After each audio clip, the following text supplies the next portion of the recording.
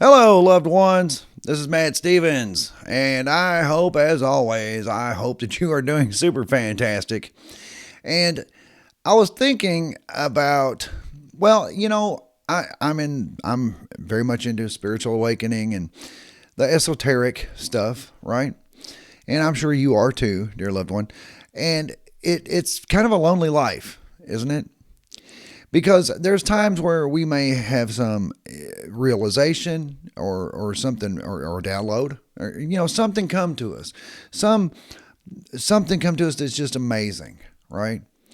An epiphany, maybe, right? I mean, just something come to us that is amazing, and we just want to share it, right? We just want to share it with people, and you can't, right? Because most of the people around you, well, they're I mean, unless you've lucked out and you've got a good group of people around you that are open to these things, right? I mean, if my if my family or whatever were to see these videos, and they may, I don't know. I've gotten, and as I've gotten older, I've gotten a lot more. Um, well, I guess I should say, I don't care as much if they think I'm a little bit woo woo, a little bit crazy. Maybe that's fine. It's okay. It really is. It's okay. But it is. It's a lonely life because when we look around and we see the people around us, maybe something's come to you, maybe some epiphany or whatever the case may be, and you just want to share it. You just want to go and be like, man, did you know that you can expand your consciousness out into the universe and just expand as big as the universe is? Because really the universe is only right here. It's not really the vastness of it is just an illusion. And if you were to say that something like that to most people, they would be like, okay, sure, buddy. Did you take your meds this morning? That kind of thing, right? And it's like, well, okay. So, and I've gotten into, at work, particularly, I remember one particular conversation, a coworker and I, he's a friend. I love him dearly. I do. But he ain't ready for this, right? He's pretty, he's still pretty asleep at the wheel, I hate to say. But somehow or other, religion came up. And, well, I probably said some things that he wasn't prepared to hear. Right. And, I'm like, listen, since I have discovered spirituality over religion, my belief is through the roof. I mean, it really is. I mean, I believe more in a creator. I believe more in God now than I ever did when I was practicing organized religion. But also, the things that I have come to adopt into my paradigm are very controversial to those types because they are stuck in organized religion or indoctrination, things like that.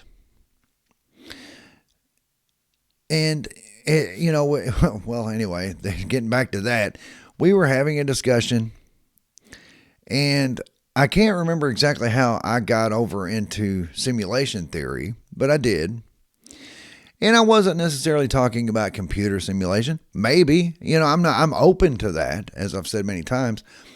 I don't poo-poo the idea that, of a computer simulated reality. But ultimately, I think even if there is a greater simulation that is in mind, the mind of the all, the mind of the ultimate creator. But so anyway, it was something along those lines. I don't remember exactly. And of course, he thought I was a little bit. He's like, "Huh? Okay, right?" And I'm like, "Well, materialism, meaning this solid world, it's only solid because it's what we are currently perceiving as real. I should do air quotes here, I guess. It's what we are currently perceiving as real. And he was like, so you don't think that the world's real? I'm like, well, I mean, it is real to us now because we are in it, yes. And that's when and that about that time is when I realized, man, I really shouldn't have went here. I really shouldn't have. I really shouldn't have. I should. I don't know what I should have said, but it wasn't that, right? I know what I shouldn't have said. So there's that. But it is. It's a lonely life. And I heard recently the term super unconscious, or not super, geez, I wrote it down, dear loved one. The collective unconscious. The human collective's unconscious state, right? Because we do know, and I've said this many times, there are lots of people who are awakening.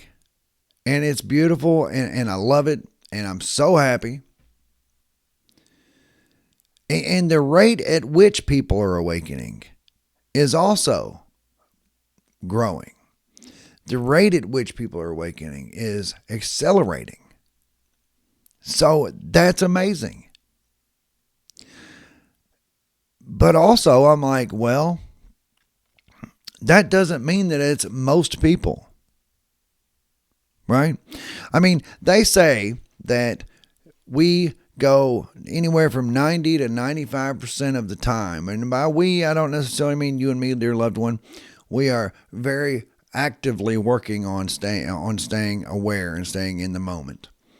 But the human collective as a whole, 90 to 95% of the time are on autopilot, are unconscious. And we do it a lot. We do. I mean, if you drive the same route to work every single day, it's almost like you switch off. And it's not really your brain switching off. In fact, it's quite the opposite. It would be your true higher self, yourself that's jacked into this body through the pineal gland, through the third eye, the antenna, to the outside, jacked into here, and then the brain is the processor that go between this, all this, and out here, and your true self.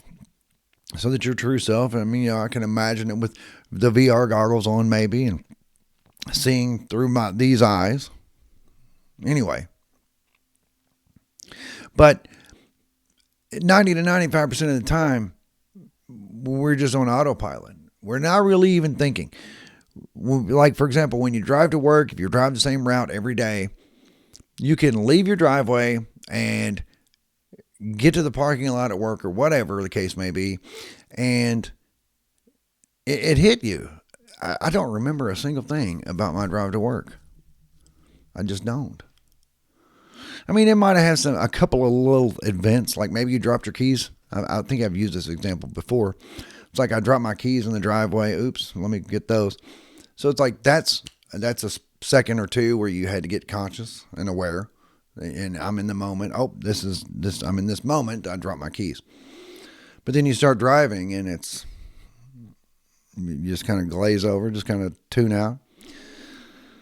And then when you get to work and maybe you find a great parking spot, it's like, oh, cool, And then you're aware again. But most of the time you're not. You're not aware, really. You're just kind of going through the motions. And the brain can do that. The brain can cause you to get up and go to the bathroom in the middle of the night. It doesn't need your higher self to be present to cause you to get up and go to the bathroom and maybe get a drink of water or whatever the case may be.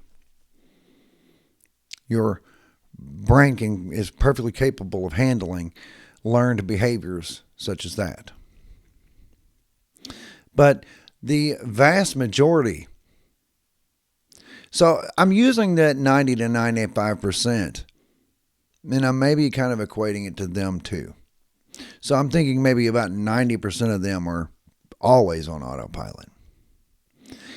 Would that mean that they are NPCs, meaning they are a body with a brain that has learned behavior, but it's never has a higher self jack into it and never, ever, ever checks in? Maybe. And I know that a lot of people get uncomfortable when talking about NPCs, non-player characters. I'm not sure how to feel about it. I think that may be possibly a harsh reality of this reality, that those people do exist. And that would be sad, because these are people that you know. You know, I know lots of people that I suspect that I'm like, man, I don't think that person ever is outside of learned behavior. But anyway, my point is, dear loved one, I don't make this a long video or anything, but my point is, it's a lonely life. And that's why I like doing these videos and talking with you, because I'm like, somebody understands. So anyway, let me know in the comments, if you would, what are your thoughts on this? I would appreciate that. And if you haven't yet, hit the like button on this video. That would be fantastic too. I would really appreciate that. And also subscribe. But yeah, I appreciate you being here. Doesn't feel quite as lonely. And when I do have those big aha moments, I can share them with you. And share them with me. Please do. Yes. So anyway, that's what I got for you, loved ones. I love you. I really do.